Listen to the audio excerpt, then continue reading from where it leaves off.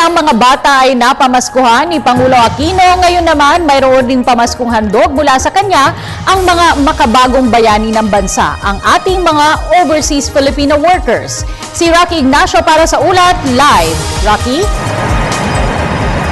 Salamat, Cathy. Magtatapos ng maganda ang taong 2012 sa ekonomiya ng Pilipinas. Ito'y matapos nga muling i-upgrade ng Standard & Poor's ang credit rating ng Pilipinas. Pinapurihan naman ni Pangulo Aquino ang mga OFWs dahil sa kanilang malaking kontribusyon sa pagpapatatag ng economic fundamentals ng bansa.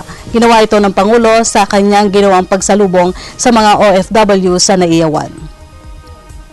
Ikinalugod ng Malacanang ang pagtataas Standard & Poor's sa credit rating outlook sa ekonomiya ng Pilipinas.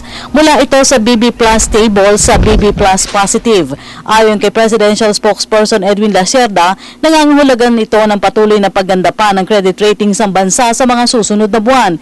Dagdag pa ng kalihim, nararapat ang naging pagkilala ng Standard & Poor's sa Administrasyong Aquino dahil sa pagsisikap na maipatupad ang kailangang reforma kasabay ng pagpapatatag ng sitwasyong politikal at epektibong lehislatura sa bansa. Naitalang improved credit ratings ng Pilipinas sa gitna na rin ng pagsasabatas ng mahalagang panukala ng sin tax na inaasahang magpapalakas ng fiscal position ng gobyerno. Dahil dito, nakakatiyak ang taong bayan na mas lalo pang magsisikap ang Administrasyong Aquino para maibangon sa kahirapan ng bansa sa ilalim ng good governance at tuwid na daan. Samantala, isang pagkilala ang formal na ipinabot ni Pangulo Aquino sa mga overseas Filipino workers sa ugnay na nakapaskuhan.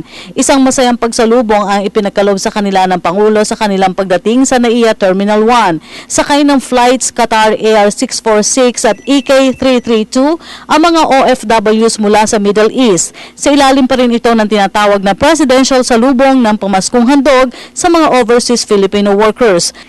Tatlong maswerteng OFWs ang tumanggap ng tig-100,000 pisong maagang aginaldo mula sa Pangulo. May tema na parangal at serbisyo sa OFW, hatid natin ngayong Pasko. Ang programa ay bilang tribute na rin sa kanila bilang katuwang ng gobyerno sa pagpapalakas ng ekonomiya. Nauna nang sinabi ng Malacanang ang mataas na remittances sa mga OFWs ay tumutulong para mapatatag ang economic fundamentals ng bansa. Samantala, labis naman ang pasasalamat ng mga tumanggap ng premyo mula sa tao ng programa ng pamahalaan sa pagtataguyod ng Department of Labor and Employment at Overseas Workers Welfare Administration. Karamihan nagsauwi upang makapiling ang mga mahal sa buhay ngayong Kapaskuhan.